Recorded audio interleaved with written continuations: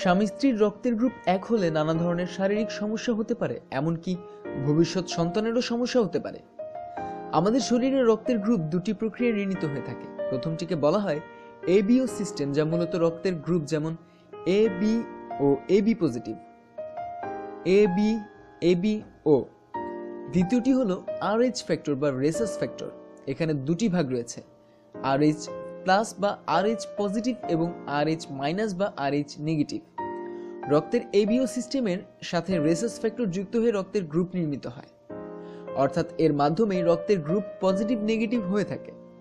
রক্তের গ্রুপ এক হলে যে সমস্যা দেখা দিতে পারে, স্বামীর রক্তের গ্রুপ পজিটিভ আর স্ত্রীর রক্তের গ্রুপ নেগেটিভ হলে শরীরে লিথান জিন বা মারণ জিন নামে একটি জিন তৈরি হয়, যা তাদের মিলনের সৃষ্টি জায়গোটকে মেরে ফেলে। ফলে অনেক ক্ষেত্রে মৃত বাচ্চার জন্ম হয়। স্বামীর রক্তের গ্রুপ পজিটিভ হলে সন্তানের রক্তের গ্রুপও পজিটিভ হয়ে থাকে। স্বামীর রক্তের গ্রুপ পজিটিভ আর স্ত্রীর রক্তের গ্রুপ নেগেটিভ হয়ে থাকলে স্ত্রী পজিটিভ গ্রুপের একটি ফিটাস বা ভ্রূণ ধারণ করে থাকে। ডেলিভারির সময় পজিটিভ ফিটাসের ব্লাড প্লাসেন্টাল ব্যারিয়ার বা ভ্রূণফুল ডিসপ্লেসমেন্ট ঘটবে।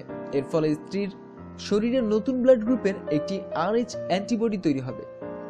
এটি প্রথম সন্তানের জন্মের সময় কোনো সমস্যা তৈরি করবে না, কিন্তু দ্বিতীয়বার সন্তান ধারণের ক্ষেত্রে পূর্বের সন্তান জন্মের সময় তৈরি হওয়া আরএইচ অ্যান্টিবডি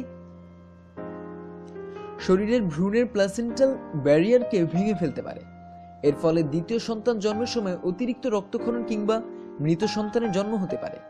একে মেডিকেলের ভাষায় আরএইচ ইনকম্পাটিবিলিটি বলা হয়।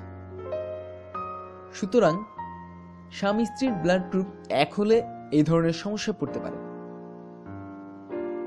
এই সংক্রান্ত আরো বিস্তারিত তথ্যের জন্য সাবস্ক্রাইব করুন। ধন্যবাদ।